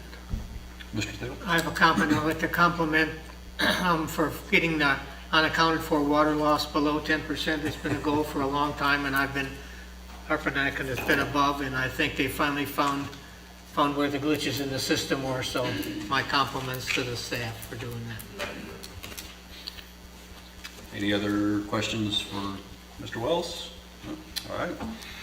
All right, we're now down to member forum, and I have a list of everyone who has signed up. I'm going to call everyone one at a time, and you're welcome to come up and speak, and please try to keep your comments to around 3 minutes or less so that we can all get out of here before it's too late. First up is Robert Barnett. We'll have time for one more thing before we leave. Okay, yeah. Okay. But let them first. Thank you. Robert Barnett, 2008 Pine Ranch Drive here in Navarre. And I have a couple of questions to ask. And, I'm here as one member, owner of the Holly Navarre water system out of several thousand members with concerns about the inner operations of Holly Navarre water system. And a couple of questions that I have to ask the board that we, the members, voted to responsibly represent our interests, and I think they're important questions. Question number one, and Mark, I'll direct this to you because in Joe's absence, and know that Joe and Phil both are in our prayers. Is there a buyout clause in Dr. Peavy's contract with Holly Navarre Water System? I believe there was at least 1 year left on this contract, and at the point of his termination. So the question is he being paid for the remainder of his contract, or did that cease with his termination? That ceased with his termination. Thank you. Because he was terminated for cause. Mr. Attorney, is it appropriate for us to be talking about that? That was an accurate answer. answer. Okay. That's what was in our. Yeah, I'm not asking for the financial part of it. I'm asking for the yes or no. That, Question number two. I'm sorry for interrupting you, Mr. Barnett. So I'm comfortable. I think, and Will, I'd ask you if somebody does ask something we shouldn't answer, if you can just say something before any of us do, we appreciate it. I already asked him before the meeting, yeah. Well, we don't know what they're gonna ask. Right, that's true. Question number 2, for clarification also for the member owners. Joe being put in the interim CEO position, is Joe being compensated for that along with being a member of the board? No. Thank you. And I'll skip the next question because it's That's an already... appropriate question. I'll skip the next question because it's already been asked and answered about the headhunter firm. And so just keeping this less than 3 minutes, my final statement or request is, as a member, I'm asking now that the Holly Navarre Water System declare itself subject to Florida Sunshine Law, FS 286. Thank you. Thank you, sir. Nancy Forrester, you're up. Nancy Forrester, 6825 Tidewater Drive, Navarre. Is it true that some insurance for employees was transferred to the insurance company that Mr. Peavy's wife worked for? And what did that cover? And will the Peavys benefit, or have they benefited, and or in the future will they benefit still from that contract? And how did you let that one slip by you? One more question, but and give me an answer for all of it. Secondly, how many wrongful termination cases under Mr. Peavy's supervision are ongoing at this time? Please respond. We want, and of course feel that as the owners of the company, to the members, that we deserve that information. And both those would be questions that I would advise the board not to comment on in open forum. Is that did you say both questions are not, they shouldn't comment? Correct. Yeah. I'd like to request you send an email to Joe Campbell and jcampbell@hnws-fl.com, and he can respond to your question appropriately. Okay. Can I answer? And you may not get the answer that you like, but you will get an answer. Right. Like, we can't give you that answer. Well, when it pertains to legal issues, we have to be careful Well, about that, we because if as- there's a as the lawsuit members- pending, we can't comment on it. Asking for the number of. I'm just asking for a number. Yeah, particular. Right, I'm not asking for like, What number are you asking for? I'm asking if, how many wrongful termination cases under Mr. Peavy's supervision are ongoing? So, I'm not asking if that's like, they want to get $50 million. I just want to know, like, are there 3 suits, or there There's zero. 0? Zero. There are no wrongful. But that doesn't mean there won't be one. There are no wrongful. As of right now, terminations. zero. Okay. I've never been told whether there are or there aren't, so I don't know the answer to that To question. my knowledge, yeah, zero. Who would know that? The attorney then, right? I don't know that he would, I think it would be brought before the board if there were anything, and nothing's been brought before this board yet. Okay. I mean, I want to be transparent with you guys, but we just have to be careful about getting. We don't want to If there's accidentally spend a identity bunch of filed, money we by tell answering you. a We have question. no knowledge of any have been filed so far. Right. Okay. I think that's a fair question and a fair answer. Yeah, thank you. I just want to stress again, the Navarre members are kind of traumatized by what all has been happening and what we still hear rumors about. So I really ask you, please, if you're up and above board and honest, then there's no reason why you should not be willing to give us information. Unless like it's a dollar amount, somebody, their salary or something like that, I can see that. But please, if you have nothing to hide, be open with us. Okay, thank you. Okay, Chuck Pullman, you're up next. I know our salary's zero. CR. Chuck Pullman, 2956 PGA Boulevard here in Navarre. I'll be real quick, so if I only go a minute and a half, I'll give my other minute and a half to somebody else. I'd just like to know if Holly Navarre Water System has a nepotism rule in place? Yes, we do. You do? Yes. Okay, I just want to ask one other question. I've been told that Mr. Peavy's stepson and stepdaughter works for Hollywood Water System. Is that correct? That's an appropriate question. It's my understanding that that's the case. They do work. They do. It's my They understanding. do? Yes. Yep. Is that going against the nepotism rule? I believe it is. I believe it is too. When is it going to be corrected? Well, I will point out that it isn't now. I understand that. Well, when is it going to be corrected? We have a whole, We're in the process of reviewing, and it was on the agenda tonight, the employee handbook, which includes the nepotism policy. Right. And there are some updates to that policy, but I haven't seen the final version of them yet. Well, we'll be informed when it is finalized? we will approve it here in open. Okay. So instead of enforcing the handbook, you're just going to change the rule? So what, Mayor? We've been doing it all year long. So speaking for myself, I'd say the answer is no. I don't read our nepotism policy as saying they could not have worked here. It's the same as the policy I had at DRS and L3.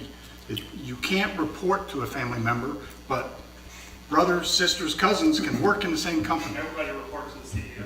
True, everybody reports to the CEO at some way, but not necessarily under the influence. So it's not everybody's under the influence of the CEO. If I may say so that's where the disagreement comes. So that's, you know, the way I understand nepotism is that somebody that's in power is employing a family member or kinship, and that's what happened here, if I'm correct saying that. correct.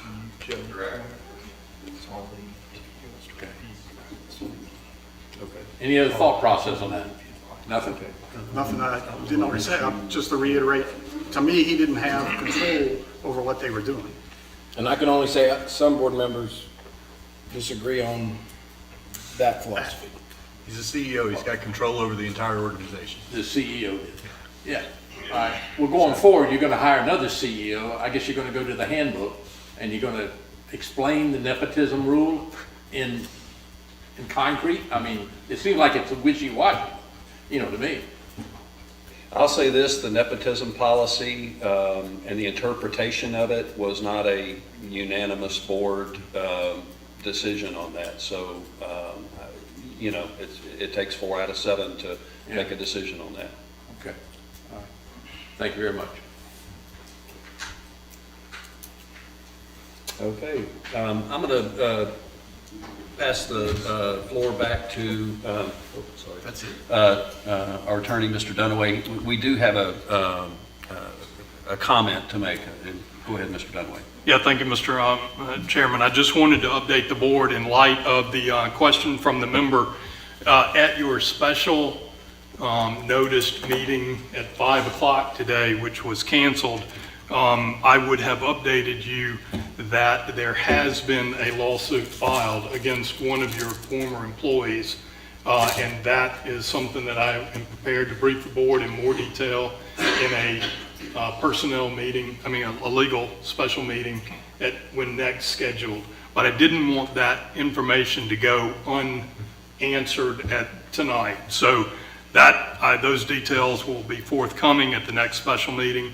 Again, they would have been brought to you at your special meeting at 5 o'clock today, but that meeting was canceled. Thank you, Mr. Dunaway. Mr. Dunaway, did you say it was brought by one of our former employees or against one of our employees? By. No, it is against the board. Okay. It is, against the company. It is brought by a former Okay. employee. That's what I thought. Okay. All right. Ms. Reynolds, did you still want to speak in open forum? Carmen Reynolds, 9621 Sunnybrook Drive. That nepotism policy that the previous speaker talked about, that suggests preferential treatment. And for the record, I was reading and I saw that you all were starting an internship program. And then I looked at the pictures and this week or last week, and I saw that in that internship program, I talked about preferential treatment, was Mr. Peavy's stepson. So I have that picture on my phone, and I would like that entered for the record. I am not a whiner, but I am a responsible member of this water system. I feel like you guys ran me off last year because we were asking questions. I'm interested in my water system, my fire department, my county, and I have participated in all of them as a former fire commissioner, as a representative for the District 4 Citizens Task Force. I ran that for our county commissioner. In the past, there's been a blatant disregard for the members, denying requests for information when we are honestly here trying to help you and share in the responsibilities, telling us our questions are inappropriate when we ask about lift stations, or refusing to allow members to speak when they have engineering questions. That must change. So I echo the gentleman who talked about the Sunshine Law. This could go a long way to help redeem this deficit in the trust in this community of our water system by the members. Last year, I requested that the speaking time be extended to 4 minutes. I made this justification successfully to the Board of County Commissioners, and they understood that people, when they get up here, they're nervous. Some of them have never spoken before. They're not used to explaining their ideas to you all, and they basically, in order to survive in this environment that we have, you have to write everything down to get it all out in 3 minutes. And I really don't like that, but that's the way it is, and that's the way you've made it. So I would like to request that you extend the member speaking time to 4 minutes in the interest of reestablishing trust of your 16,000 plus members in this community. Thank you. Thank you. Mark, can I say one thing to Carmen and the other gentleman who brought up the sunshine laws? We are subject to the sunshine laws in regards to the Eglin project, because that's a county governmental project. My position on what you're asking for us to do is to say that we're subject to the sunshine laws. And I feel that that is completely disingenuous if we were to ever say something like that. And the reason being is the sunshine laws have an effect because they have teeth. They have penalties. You know, if somebody in government runs afoul of the sunshine laws, then there's a legal penalty, whether it be monetarily or jail time sometimes. But in our case, under the Florida statute, we're not subject to the sunshine laws. And there's nothing that we can do to make ourselves subject to those laws. So if we were to say that we're subject to the sunshine laws, again, as I said, that has no teeth. So if your board members decided they wanted to talk, there would be no penalty, no consequences. So I have a hard time saying that. Certainly, we want to try and go by the sunshine laws and do the best to be to hold ourselves to those open and transparent. But to say that we're going to be subject to those laws, I think is disingenuous. But Director Lynchard, you have subjected yourselves to a de facto sunshine law. I heard the attorney echo that you have to have a 48-hour notice to have your, or whatever that was, to have your special meetings. That's actually in the Florida statutes. The Florida statutes say in order to hold a special meeting, you have to wait 48 hours. And it's come to this because when we have asked for information, we have been denied it or told that it's inappropriate or whatever. This is devolved to this circumstance that we're in. That's why we're asking for the sunshine law. If you all were more open and transparent with us, we wouldn't be asking for that. Had you not abdicated your responsibility to this water system and dealt with the last 24 months with a less than satisfactory individual, we wouldn't be where we are today. That was a measure of good faith for you all to declare. You're not bound by it, but you can yourselves declare as a board that you are going to be in line with the sunshine. And I'll tell you, I'm very embarrassed when our county commission can't even get any information from you all. It makes it look like something's being hidden. They were redoing franchises, so they had to review data, and the previous CEO, whether that was the board's idea or not, because he was a renegade, you know, on his own, Mr. Napoleon, Hitler, whatever we want to call him, he made this water system and Fairpoint look bad, and it is embarrassing to read about it in the newspaper. So I'm just relaying the news and how he treated, on behalf of the water system and all of our members, our county commission, when all they wanted was some basic information so that they could review the franchises. It was a little more than that, but anyway. Okay, and well, I think they asked you all how many employees you had, and for the record, how many employees do we have? 60, I don't know the answer to that. Yeah. So 60-some employees. Last comment. How many HR people do we have for the water system? Okay, 2. That's all the staff we have in the HR department? Yeah. Okay. How many? 2. Okay, I was told there were about 5, and that might have been the reason for needing the new building. And I just wanted to let you know, according to Bloomberg statistics, the average HR employee to a company employee is 1.3 HR people to 100 employees. So if it's over 2, if it's 2, it's too many.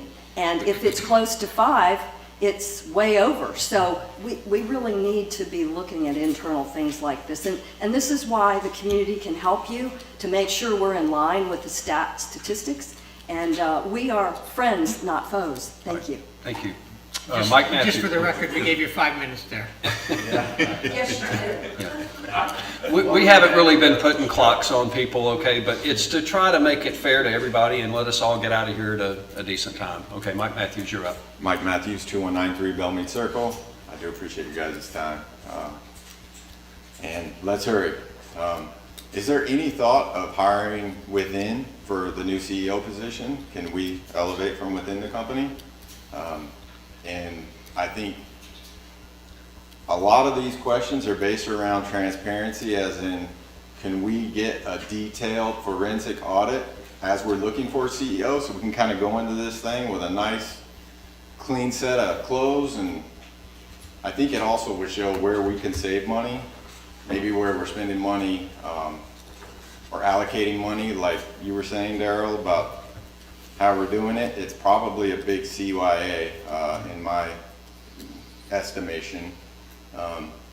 Has one ever been done? You know, things like that. So it's probably time to clean up some of these unknowns. And that's basically what I got. I'd like to go ahead. Answer your question. Yeah. We do an annual audit every year. We just did one in March, and our auditor said that there was nothing irregular in our audited financials. I have asked the question about what would the expense of a forensic audit be. I've heard And all of this. the answer to that question is it depends on what you're looking for and how far back you want them to go, and the cost of doing that could be, you know, $50,000, $100,000. It could be a really Have big we number. looked into it though? You just say that you have an estimation of a dollar. Get Okay. a dollar amount and pose it to the board or pose it to somebody. The Let's get amount, going on some of yeah, this the stuff. amount is not a small number though. Okay. Just to start with. You guys spend money Let me pretty finish. easily, You pretty asked a easily. question and So- I'm responding to you, okay? Let me finish. We did ask, we are looking at that, okay? But my point is, it wouldn't make sense to spend $100,000 to find out that $10,000 is missing, okay? So we've got to start. We've got to start from a standpoint of, number one, we are doing our own internal audit and looking at, you know, is there anything awry in the finances? And we have not found to date anything that shows. I mean, we look at the monthly financials. We look at. I just want to be on the record saying that, and Yeah. I hope you guys figure that out. It please. is being considered. So but before you leave, yeah. I'd like to follow up on your first. To my knowledge, nobody's made any comment about who can or can't be a CEO. Right now, it's open kimono, for lack of a better phrase. Somebody wants to apply, I mean, we'll look everywhere, as far as I'm concerned. But the committee is going to come up with Nobody's the set been- There's only been one person ruled out of who's going to be CEO next. Okay? And that's the guy that just left. Other than that, we'll do our best to find the best candidate. I mean, like the military, most other organizations hire within, seems like a logical thing. That's not off the table, but Yeah, it'll just be up to throwing it the out there, personnel right? committee to decide. Actually, it's in our employee handbook that we will always attempt to hire from There you within go. when possible. There you go. So just kind of throwing it out there. Okay. Appreciate it. Okay, David Crumley, you're up next. Before we move on, can I say something about the forensic audit? Well, if you'd like to sign up to speak, you can sign up to speak, but it's David's turn. Dave Crumley, 6817 Tidewater Drive. I just got a couple quick things. After all this fiasco happened, obviously some of you guys are, relatively new to the board, and I know you probably know as well as I do that this company that I'm part owner in has a horrible reputation. The board itself has a horrible reputation, and this was just another black eye. And for 2 years, for 2 years it was going on. So I'd like to echo the fact that we definitely need a forensic audit, at least for the last 2 years. You're talking about spending $100,000 to find $10,000. How about we spend $35,000 to find that $100,000 is missing? That's probably a good thing, right? So we're trying to be transparent. You guys are trying to open up and say, hey, we're new, we're different. We're not the old water board. We're not the old water company that you knew.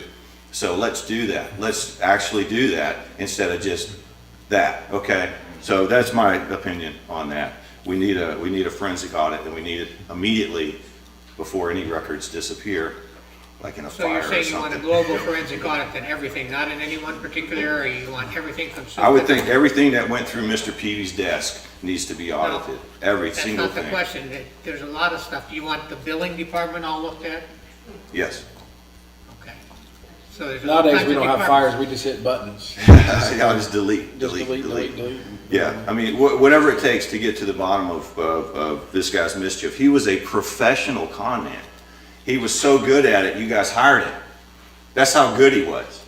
And he's been running this business for 2 years. And you guys think that he wasn't stealing stuff off the top? You don't think there was some stuff missing that should have been there? Come on, seriously. This is just a no-brainer for me. You could spend how much money it takes. You can get some bids. I guarantee you, it's not going to cost $100,000. But we get some good bids, and then we bring that to the board. You vote on it. We go from there. But as a member, that's immediately one of the things I would do. The second thing is the P&J wrote an article on it. Obviously, you guys probably read it. And I want to ask Mr. Kennedy and Mr. Thiel.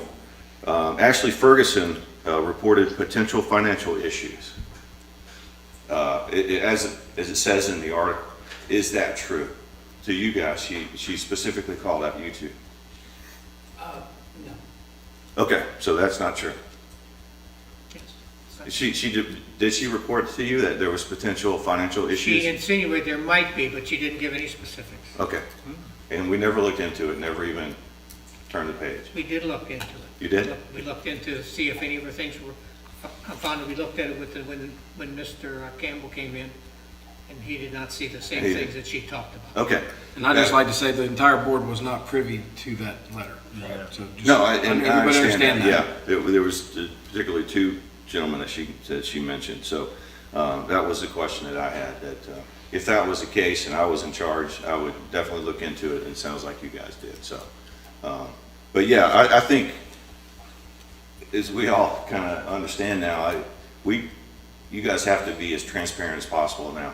Everything has to be as open as possible right now, because this was a horrible black eye for this community, not just for the water board, not just for the water company, but it was really super embarrassing, as Carmen said, and we all understand that. So let's try to be as transparent as possible, be as open as possible, and I thank you for your time. Thank you, Mr. Crumley. Rick Schaefer, you're up next.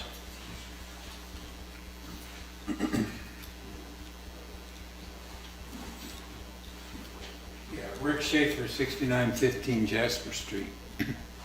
On November 11th of 2021, PFAS release was identified in the Fairpoint Regional Utility System. And per Mr. Peavy, Holly Navarre Water System was going to test all the supply wells within the well protection area to make sure that PFAS wasn't present, and if it was, that it was within limits. So what I'd like to know is, where are the results from these testing of these wells, and can I get a copy of that? I'd like to see what these results were. I'll answer that question because Daryl and I were on the Fairpoint Utility Board, and Fairpoint is the utility that provides us with water from the north end of the county. There was testing done by both the Navy and our own independent testers, and those test results did show that there was not any levels of PFAS that were of any concern. I don't know how you would get a copy of that report, but if you'll email Jay Campbell at Holly Navarre Water System, he can respond to that request. Okay. But they're favorable reports. We didn't just trust the Navy to come in and do it. We spent money out of Fairpoint's budget to actually have our own independent test done, and it showed that there were not any concerns with PFAS. Okay.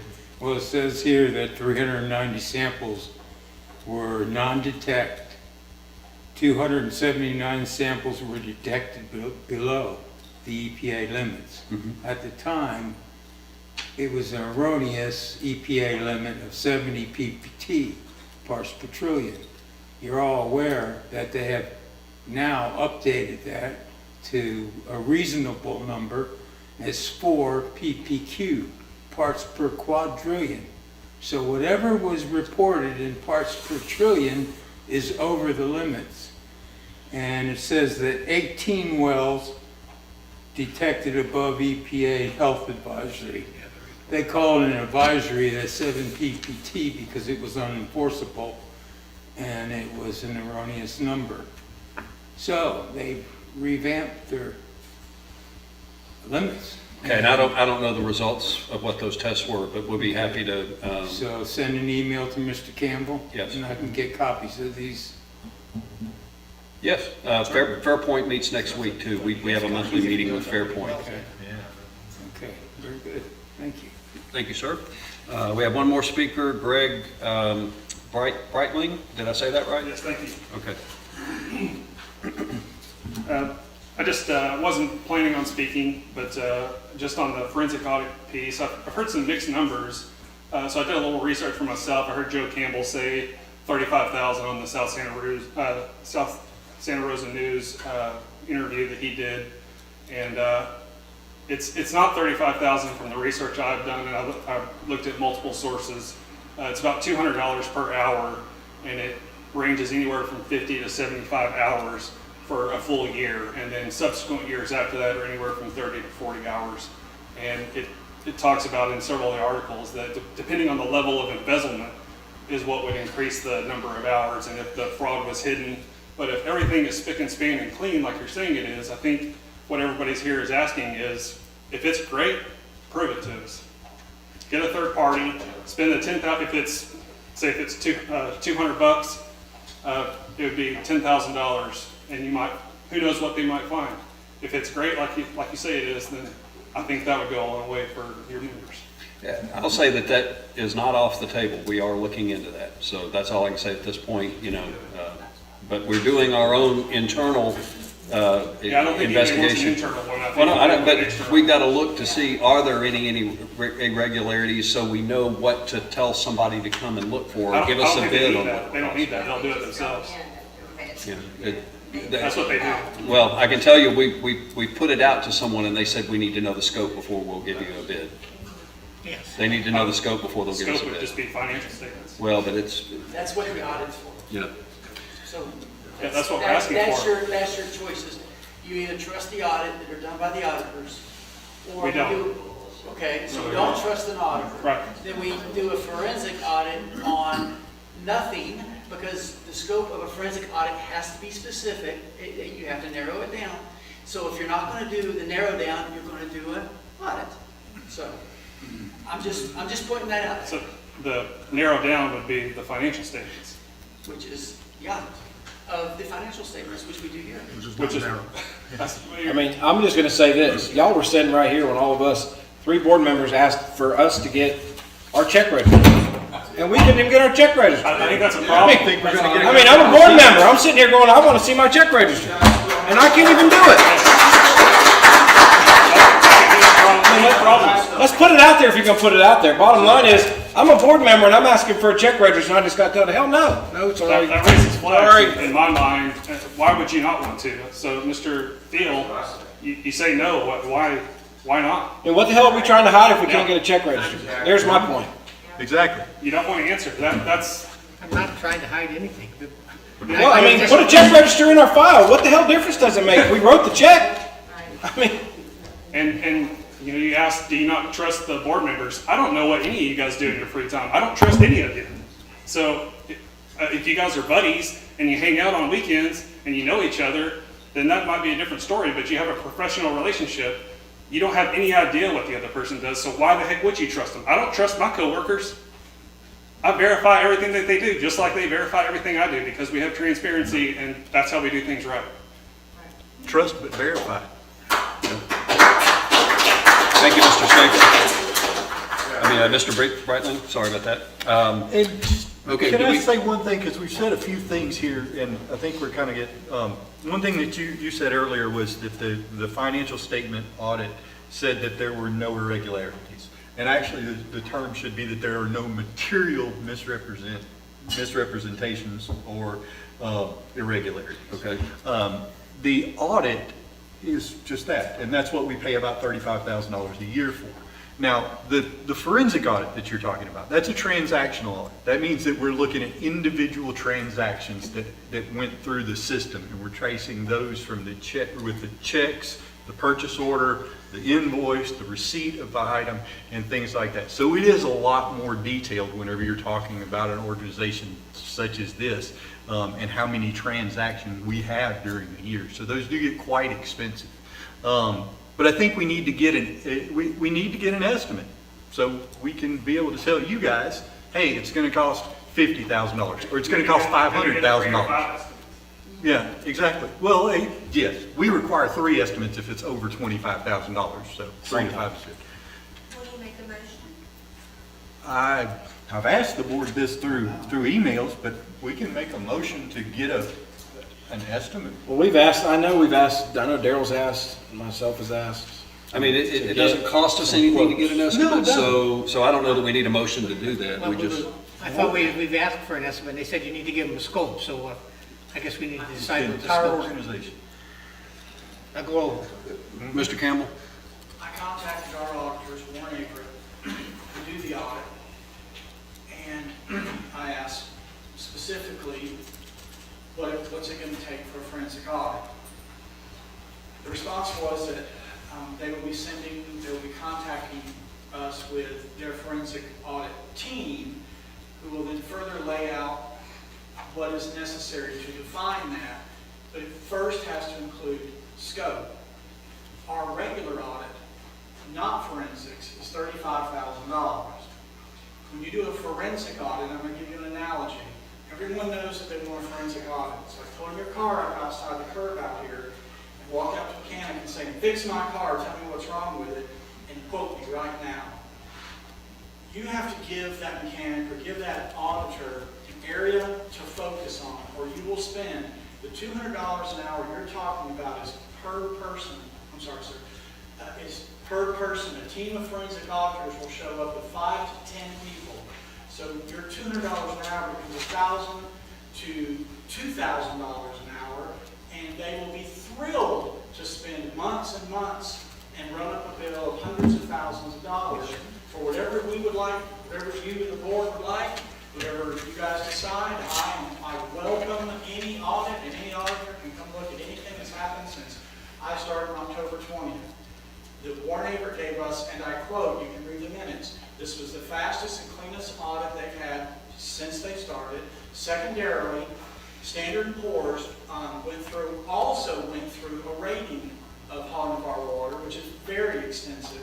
and we were reaffirmed at A+, and removed from negative to stable outlook. So there have been more than one entity that has looked at the financials as everyone's focusing on, and I take that to heart. This is my job. I have worked at Fortune 10 companies. I have signed financial statements for companies with $20 and $30 billion. I have an impeccable reputation, and I will not let it be impugned to say that there has been embezzlement, there has been extortion, something skimmed off the top. There are dual check signers. There are many levels of approval between operations and people who check and recheck. There is no six-gun freewheeling Wild West show of money at Hollywood water system. It isn't. And if anything, we have a warehouse of documents back to 1970 that we keep on every transaction that has come through the financial area. Was that before or after the fire? They're sitting there, they were in a third-party location, so those financial transactions I have, I'm not looking this morning, I'm like, what am I going to do with a 1970 check register? So, yes, there was a fire. I just knew that this past year. I found that out like months ago. But I stand behind the fact that the financials are fairly represented, they are materially relevant, and there are no omissions that would require, unless the board so desires, a forensic audit. I'm fine with it. Spend all the money you like. However, scope must be defined. They don't just show up and go, well, I guess we're going to start in front of the building and walk back. So that is a way for it not to be impactful. And just, I mean, again, we have this on the food, we're all talking about this as far as the chain and the email about, so, again, I don't see that there's any motion to be made until we've actually We need something to discuss and yeah. And I think there's some board members that are willing to take a, say, $200,000 investment of your money to protect your $83 million worth of assets. I mean, that's just me. That's less than our 3% we charge for credit cards. Yeah. Just saying. I'll make this real quick. And I mean, you do realize that your previous CEO was embezzling money and had companies and had signatures and had he covered his bases. Like, this guy was getting better and better, he even went to Nigeria to kind of get even better than that. So there's probably some stuff that you don't know about, and probably some stuff that the board members don't know about. That was, why would he be here? It's also entirely possible that he came here to start a new life and did not do. It is. It's an absolute possibility. So we don't know that, and we have not seen any evidence. Exactly. Of that yet. You don't know that, and I don't know that. But we haven't seen None of us know that. We haven't seen any evidence of it, and we are looking for it. But we need to look for it. Yeah, that's the whole purpose of us trying to get a forensic audit. We are, but just to assume that that's going on when it's He's not. looking at companies, check, but you're not looking into the company. Yeah. You're not calling those people. You're not finding out who's the secretary, who's the CEO. You're just he's signing checks. So who knows where some of that money went. I know. So that's all we're saying. And I'm going to make a statement that Dallas Peavy, while he was CEO, he came to us with a huge resume of utility experience. He came in and made some really good positive changes for Holly Navarre water system.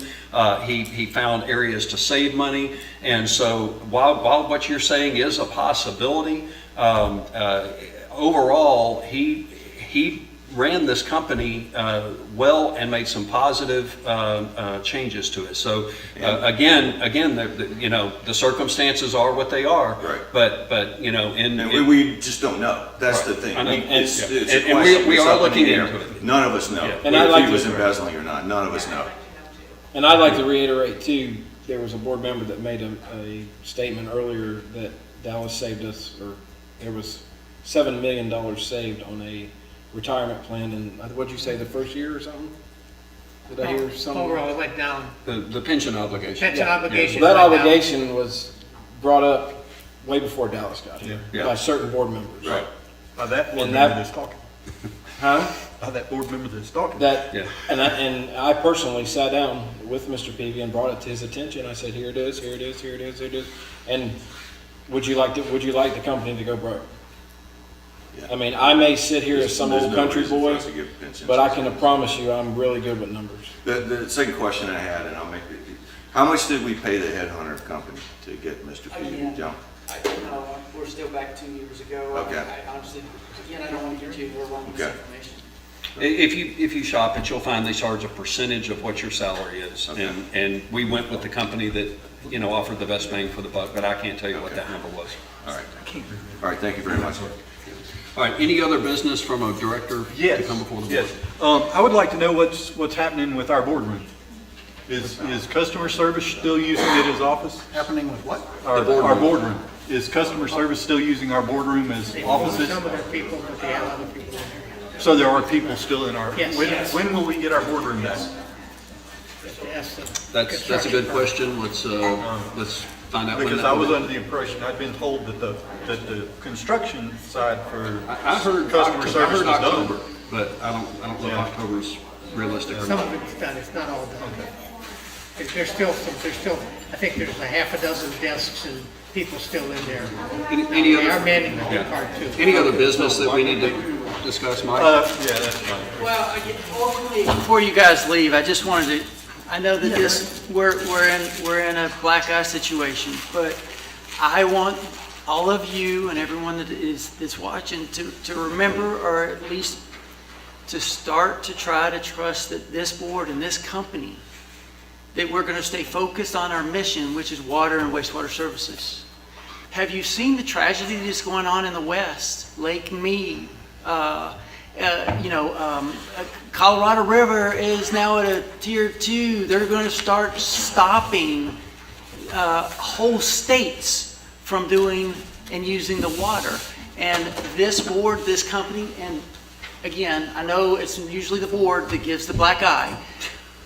The staff that we have are exceptional, and that they will not stop. We're always working to make sure that we are planning, funding, building, and protecting your water, so that we don't only, it's just not for now, it's for the future, okay? I just want everybody to know. Use the word trust, and that's the biggest problem. Yep. Is that the members have lost trust in this company, in the leadership of this company. And that's what you guys have to earn back. And we'll work on And it. that's what I'm saying, is that the more transparent you are, the more trust you're going to build back. And then we can all work together. I have no doubt that the employees are fantastic. I see them on a regular basis, and I know they do a great job. But the leadership of this company, we've lost trust in, and we need to get that trust back. Yes, sir. By being open and being transparent. Yes, sir. Right? Thank you.